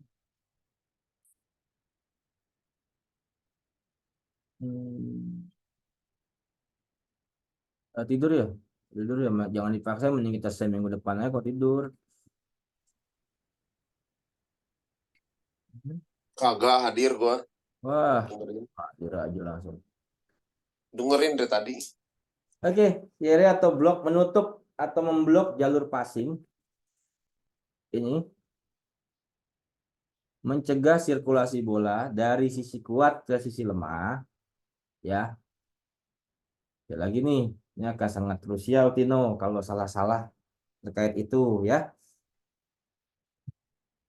Mencegah progres sebagai antitesis, antitesis gitu, jadi sebagai lawan dari tujuan menyerang, bahwa mereka tidak melebihi lini pertahanan atau garis pertahanan yang kita tentukan. Yang selanjutnya itu menunda atau mencegah keunggulan numerik menjadi efektif. Artinya memang salah satu ciri adanya progres itu adalah dengan penciptaan menang jumlah, yang selanjutnya penguasaan bola kembali. Ini berarti masuk ke tujuan bertahan 1 dan 2. Tidak ada tujuan sampai ke mencegah cetak gol. Gitu. Kontrol ruang dan orientasi pertahanan dari defender yang menjaga, pemain yang menguasai bola. Masih sama ini pasti. Kontrol jarak, lalu orientasi pertahanan gimana, gitu kan? Terus memblok jalur passing ini berarti kan kalau di bagan yang kemarin itu sebelah kanan kan tekanannya, dari memblok jalur passing dari defender yang tersisa setelah mengubah pertahanan sebagai antisipasi atau inferioritas. Itu. Yang selanjutnya replige dalam situasi transisi bertahan nih, replige pemulihan atau kembali ke unit pertahanan. Ini ada di fase bertahan. Interpretasi cerdas dalam replige, situasi sama kalah menang jumlah. Pengamatan dari tadi yang kita bahas, temponya kembali ke garis belakang, baru nanti masuk ke organisasi pertahanan, kan begitu ya. Ketika dia balik ke unit pertahanan, terus lawan terkontrol, temponya juga terjaga, akhirnya lawan tidak mampu mengembangkan permainan lebih lanjut hingga terjadi finishing. Replige dalam situasi positional defense dengan lini pertahanan yang dikuasai lawan, lalu interpretasi dari ajuda dan koberturanya, lagi-lagi ini soal persepsi nantinya. Kalau memang itu terjadi, maka repligenya untuk tujuan reorganisasi pertahanan. Gitu ya. Ini dua perbedaan nih di sini. Sini ada pertanyaan nggak? Nggak ada yang nanya ya, saya jalan terus kalau apa namanya pada tidur gitu. Bisa bedain nggak ini Wahyu, Tino, perbedaan ini? Tujuannya. Bisa bang. Saya bisa aman dah. Boleh kasih contoh, Coach? Nggak mau. Itulah, Coach.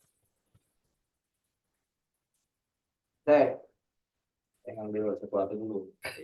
Contohnya situasi kalau transisi. Transisi justru normal. Sama ya kasih contoh-contoh gambarannya perbedaannya. Yang terjadi kalau kalau dalam transisi, yang orang kurangnya itu adalah dalam reorganisasi pertahanan.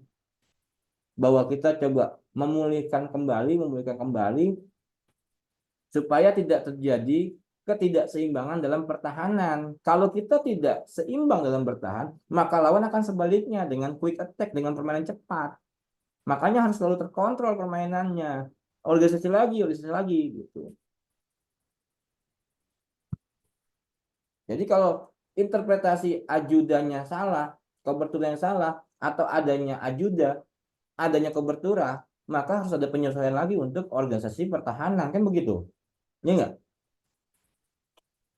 Supaya jadi tetap unit pertahanan yang baik. Mau contohin? Ya, Coach. Enggak ah.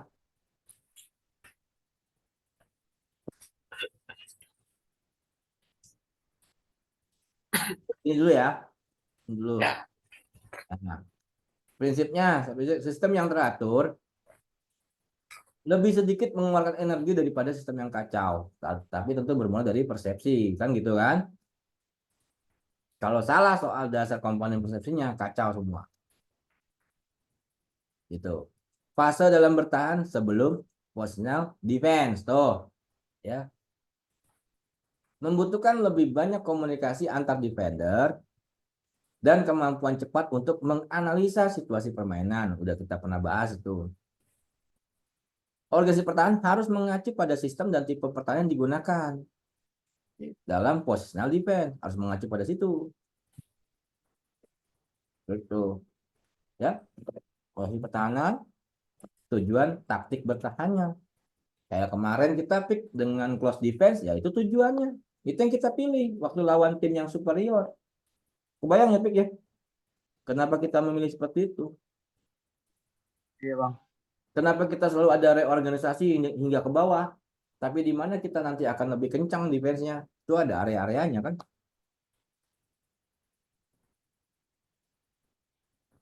Gitu. Nah, oke, kita masuk ke sini.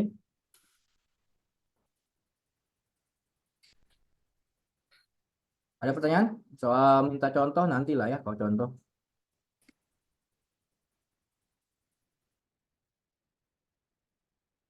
Kalau contoh ada Mas Agus.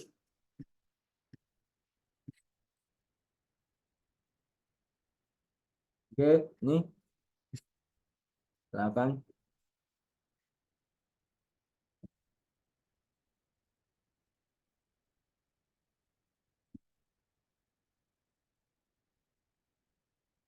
Hmm.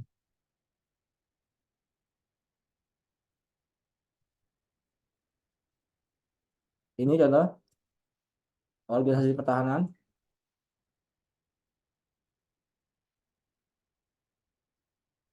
Apakah ini disebut dengan pertahanan terorganisir?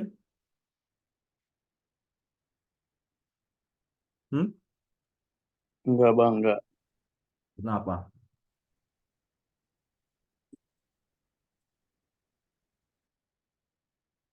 Kenapa? Ya, saat bola keluar seperti ini, kick in, paling enggak pemainnya sudah langsung bagaimana mengontrol lawannya masing-masing dulu. Itu yang paling dasar sekali. Nggak usah sibuk protes, nggak usah sibuk yang lain-lain. Sebenarnya kan itu, fokus dulu itu. Kalau enggak, kita dimanfaatin sama lawan. Ya, tuh. Ya, dua orang lawan satu, yang satu protes ke wasit, satu jalan kaki. Akhirnya kacau. Kan gitu. Jadi kalau lawan meleng ya selesai. Kelihatan sepele. Ini kan yang awal dikeluhkan. Saya lihat dari Ricardinho waktu pertama kali main di Pontianak. Saya lihat dari gesturnya seperti itu. Ya, tidak ada organisasi yang baik nih. Tuh. Tanya, ini sama siapa, ini sama siapa, ini sama siapa. Gitu. Jadi rapih dulu aja. Akhirnya semuanya ke bola.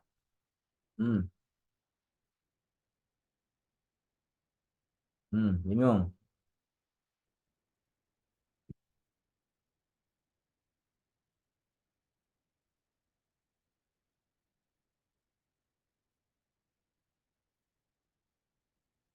Ini reorganisasi nih. Ya. Desorganisasi defensiva. Disorganisasi itu seperti ini dalam replige. Sama dengan opsi, artinya kita memberikan opsi atake rapido. Atake rapido ada di menyerang ya. Betul? Fase keberapa dalam menyerang? Yuhu.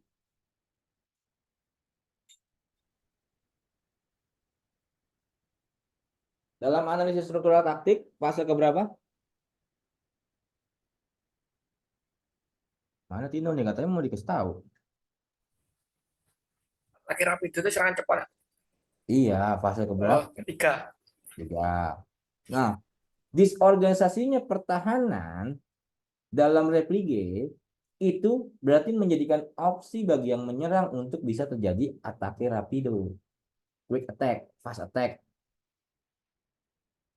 Gitu. Ini kan contoh ada ajuda misalkan, bantuan dari teman. Tapinya mengakibatkan kita disorganisasi kan? Ketika disorganisasi berarti lawan bisa memanfaatkan dengan serangan cepat. Logis? Logis, coach. Yang lain? Logis, Wahyu? Logis bang, aman. Makanya tim yang susah itu adalah yang dilawan yang selalu pulihnya cepat. Sorry ya, saya belum makan loh. Lapar belum makan loh. Gitu. Makanya repligenya pemulihannya untuk reorganisasi supaya opsi serangan cepatnya menjadi hilang. Kebayang? Kebayang. Nangkep Tino maksud saya? Siap, coach. Nangkap. Jadi nggak perlu contoh dong. Perlu, coach. Banda saya. Nggak perlu lah. Bayang ya. Yang lain kebayang? Bayang bang. Organisasi. Nah, enak gitu. Rapi dulu, pulih dulu misalkan. Jadi akibat dari gerak kita membantu atau kita mengcover harus ada penyesuaian kembali supaya tempo orang menyerangnya nggak bisa berubah menjadi quick attack, bisa menjadi cepat.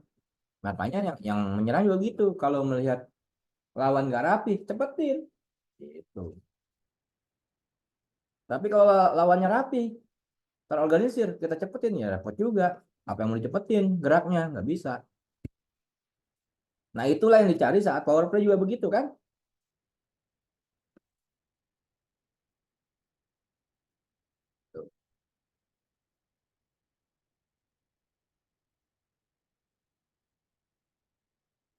Tuh disorganisasi nggak?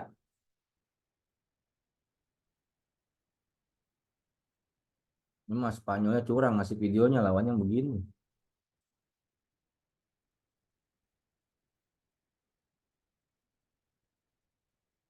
Ya, karena tidak berhasil mengorganisasi kembali, ya ini yang dimanfaatin sama pemain Spanyol. Gitu Tino. Jadi kalau dia mau replige, dia balik, dia pulihin supaya diorganisasi ulang. Ya, masih begini, masih belum bagus, dimanfaatin. Ini contoh lawannya juga nggak bagus sebenarnya. Oke, organisasi dalam replige. Balik, lihat, semua terkontrol. Lihat ya.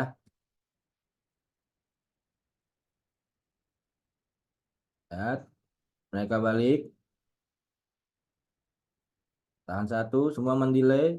Yang lain memulihkan, ambil lawannya satu-satu. Tetap mengontrol. Ya.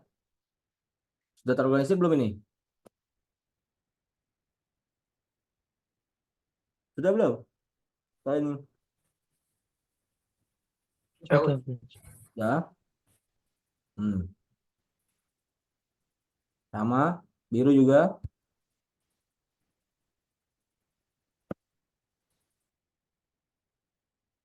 Ada pertanyaan? Sebelum kita tutup nanti.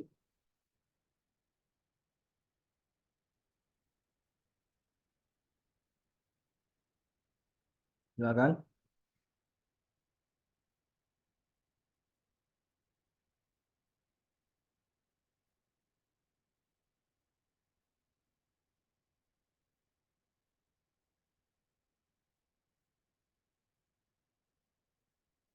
Udah pernah lagi ngelatih salto emang hari ini? Enggak, coach, bukan salto. Apa? Yang, Kami tuh. yang cover tadi, vertika tadi, coach.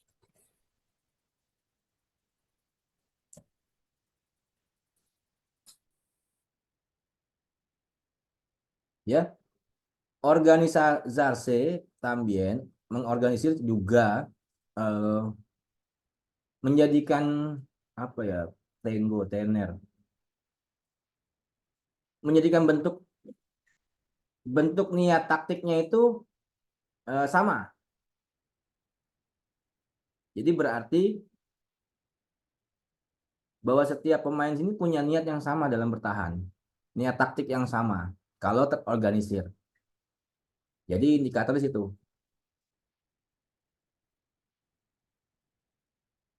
Gimana bahasa Indonesia gitu ya kira-kira ya? Mengorganisir juga berarti sama-sama punya niat yang sama, niat taktik yang sama. Jadi jangan sampai satu nggak paham.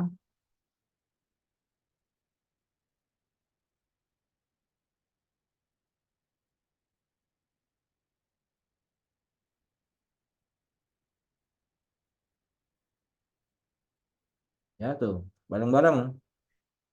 Balik, pulihkan lagi.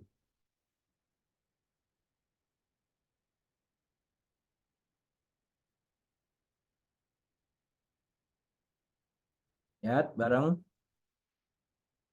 bareng. Ada apa? Kembali lagi, pulih lagi.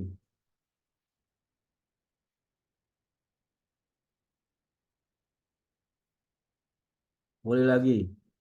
Ya, ini yang disebut terorganisir ya.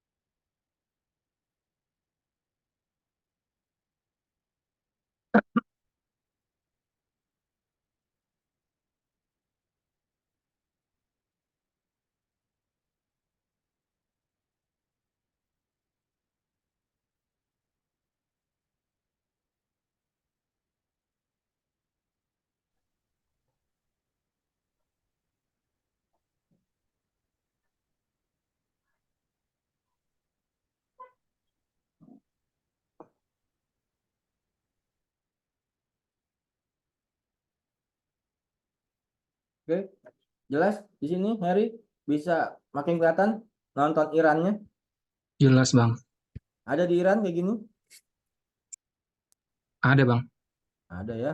Hampir Gampang. di setiap pertahanannya kayak gitu. Tuh, jadi nontonnya juga enak. Lalu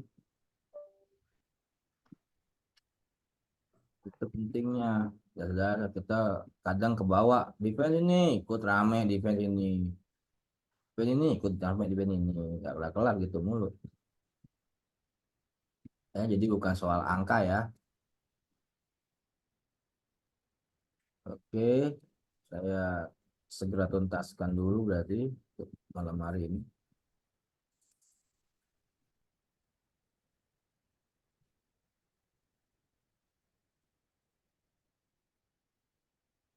Kalian buktiin sendiri aja dulu nanti kalau emang gara-gara defense hasilnya signifikan atau enggak.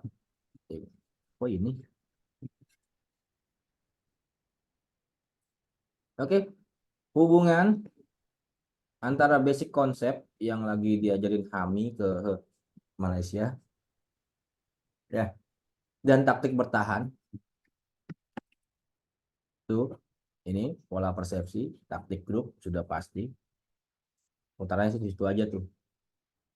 Jadi kalau mau digabungin ya harus digabungin, ada pola persepsinya, ada bagaimana tindakan bersama-samanya atau minimal 2 orang itu covering ada 2 orang ajuda ada 2 orang atau dengan 3 orang, ada ajuda ada permuta, itu bisa dibarengin. Tapi apa-apa aja tadi yang seperti kita lihat tadi saat cambio tadi, masalah man markingnya tahu, stimulusnya atau pola persepsinya tahu. Pola persepsi itu dimulai dari usia grassroots loh, ya. Kaitannya pola persepsi, taktik grup, konsep dasar, pola persepsi, taktik grup, selalu seperti itu. Ya, ini memulainya perbedaan usia dan kategori, pembelajaran progresif dari permainan 1 dulu, 1 lawan 1, 2, 3 sampai ke sistem. Jangan langsung ke sistem. Kurniawan ada nggak nih Kurniawan?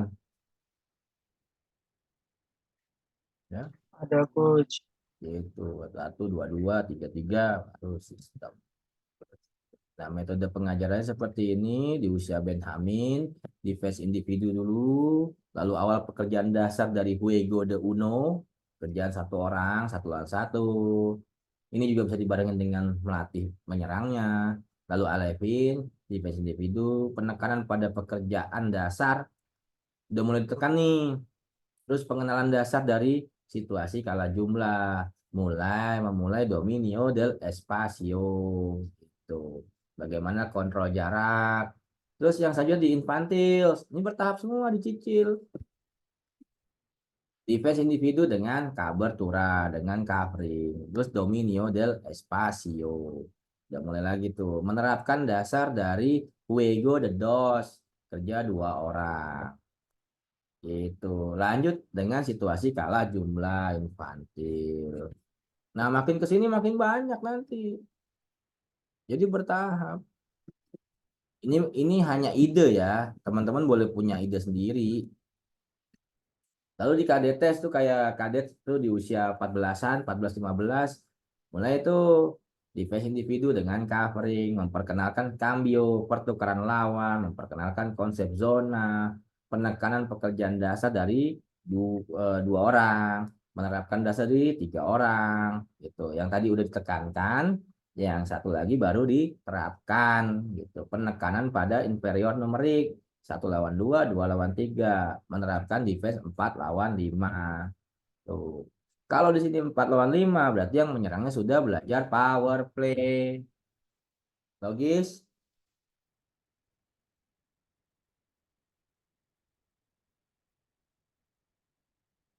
Di juvenil, defense-nya man to man pressure dengan pertukaran, ada cambio. Menerapkan tipe-tipe berbeda dari defense bertukar. Terus penekanan dasar dari juego de tres, 3 orang. Menekankan kembali lagi menerapkan defense inferior numerik skala jumlah. Menerapkan defense situasi khusus, misalkan ada isolasi, udah tuh mulai tuh ada apa namanya menang jumlah juga bisa. Tuh. Oke, itu hanya ide, tapi teman-teman bisa bisa melihat secara garis besarnya tahapan-tahapannya. Oke. Lagi yang emang punya sekolah futsal bisa dikembangkan.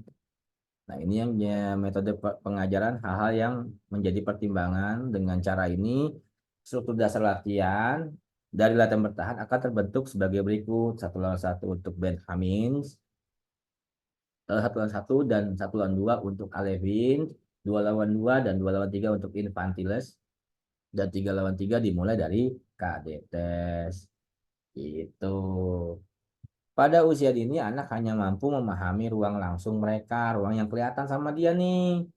Gitu. Oleh karena itu, hal yang benar untuk dilakukan adalah mengerjakan struktur dengan sedikit pemain dan dalam ruang yang lebih kecil. Ini bukan berarti bahwa kita harus selalu mengerjakan 1 lawan 1 dalam Benjamin.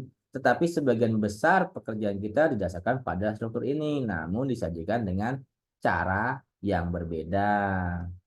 Gitu. Perlu digarisbawahi bahwa cara menyajikan permainan ini yang sesuai dengan kemampuan anak juga merupakan cara fundamental yang muncul dalam olahraga kita untuk dapat dipertahankan sebagai cara paling bersangkutan atau koheren, sangkut paut dalam mengajarkan permainan. Semakin muda usia anak, yang pertama harus dibangun adalah dasar ofensif, mengacu pada kemampuan koordinasi dan kontrol bola. Bahkan dengan mempertimbangkan metodologi dan tujuan yang ditunjukkan di atas, pada usia Alevin dan Benjamin, sebagian besar koreksi yang kita berikan harus berorientasi pada aspek ofensif. Gitu ya, jadi pertimbangan tuh.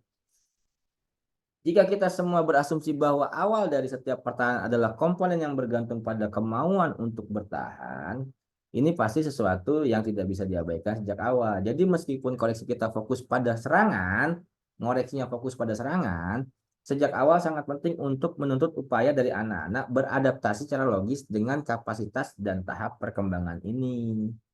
Gitu. Jadi tetap ada, cuma memang nggak kelihatan, misalkan kita siasati dengan permainan gitu, koreksinya nggak terlalu benar-benar untuk bertahan, tapi ada cara-cara ngerangsangnya, misalkan dengan dikasih gawang kecil atau dengan permainan yang membuat orang akhirnya anak itu terpaksa mempertahankan diri atau mempertahankan supaya lawan nggak bisa passing. Nah, itu kan contohnya gitu ya, jadi jangan nyerang mulu aja. Tingkatan sikap dan karakteristik defensif ini udah pernah saya kasih ke teman-teman dalam fase pembinaan. Spektador, dia tidak tahu siapa yang bertahan, siapa ya, yang mana, nggak tahu tuh, biasa pemula tuh. Tidak berdiri antara lawan dan gawang, mengikuti bola dengan matanya doang yang kerja tuh, ikutin doang kayak nonton. Itu yang pertama. Berada di hotspot, oke, berdiri di hotspot, biasa terlambat datang ke lawan. Tidak membantu rekan ketika rekan kewalahan. Nah, ini banyak nih di Indonesia, usia-usia SMA masih pasifo. Bahkan ekspektador masih banyak. Iya nggak? Tidak membantu rekan ketika rekan kewalahan. Berhenti ketika kewalahan. Ada, anak SMA masih ada begini. Iya nggak, Tino? Ya kok banyak. Banyak. Nah, kita di level mana makanya? Tahu-tahu kok mau defense, defense high level nggak bisa. Memiliki masalah kemampuan koordinasi. Tuh buat ngelihatnya begitu. Bisa juga dia berhenti tuh karena koordinasi jelek. Pemain saya ada nomor 7 tuh gitu tuh. Karena jelek, tanya Opik tuh nomor 7. Kalau kalah bola udah begitu. Nomor 2 dia masuknya Pik. Tapi di TikTok rame, dibuat viral. Wah, repot. Dia berada di hotspot dan biasa dekat dengan lawannya. Bereaksi ketika kalah. Kalau reaktivo, protektor gitu. Bereaksi ketika kalah. Mengikuti penyerang dengan bola dengan matanya. Membuat bantuan sesekali. Ini agak lumayan. Yang keempat, tipe reaktivo recuperador. Mengantisipasi ruang penyerang dan menutup ruang kosong. Memblokir dan menghalangi laju. Sulit untuk mengalahkannya, rajin memberikan bantuan, rajin menabung, nggak ada itu. Ya. Rajin memberikan bantuan. Yang selanjutnya, mengambil inisiatif defensif untuk hiperaktivo, recuperador. Memancing reaksi lawan, bisa juga dengan finta defensiva, udah bisa mengerti dia. Menyerang ruang lawan langsung dan tidak langsung. Tampak menyerah dan menawarkan ruang, ya pura-pura menyerah. Gitu kan, finta juga itu di situ ya. Jadi kita kalau mau bersaing dengan Thailand ya kita harus di level berapa nih kira-kira nih tingkatan sikap dan karakteristiknya. Nah, ini jadi PR kita bersama kan. Oke, terima kasih. Ada yang mau ditanya? Jadi teman-teman udah tahu cara mengukur kemampuan ya, karakteristik defender. Oh, ini kurangnya di sini. Kalau yang nggak bisa gerak biasa koordinasinya bermasalah. Silakan, waktu dan tempat kalau ada yang mau tanya.